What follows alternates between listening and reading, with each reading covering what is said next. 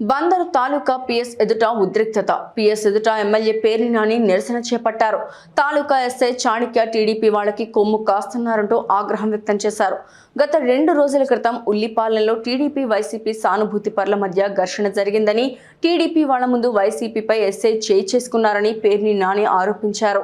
ఎస్ఐని సస్పెండ్ చేయాలని కార్యకర్తలతో కలిసి స్టేషన్ వద్ద నాని బైఠాయించారు.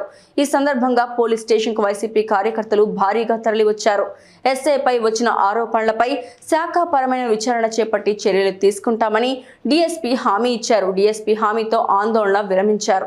పార్టీకి పక్షపాత ధోరణితో వ్యవహరించేటువంటి పోలీసు ఉద్యోగి ఇక్కడ ఉండటం అనేది ఎంతవరకు ధర్మం అనేది అక్కడ జరిగిన సంఘటనలో వాళ్ళ దెబ్బలు ఉన్నటువంటి అంటే ఆల్రెడీ ఇక్కడికి హాస్పిటల్ నుంచి డిశ్చార్జ్ అయ్యి ఇక్కడికి వచ్చినటువంటి పరిస్థితులు అన్నీ కూడా డీఎస్పీ గారికి చూపించడం జరిగింది. వాళ్ళు విచారణ చేసి తప్పకుండా చేసుకుంటాం, మా వాడు అట్లా కొట్టకూడదని చెప్పారు.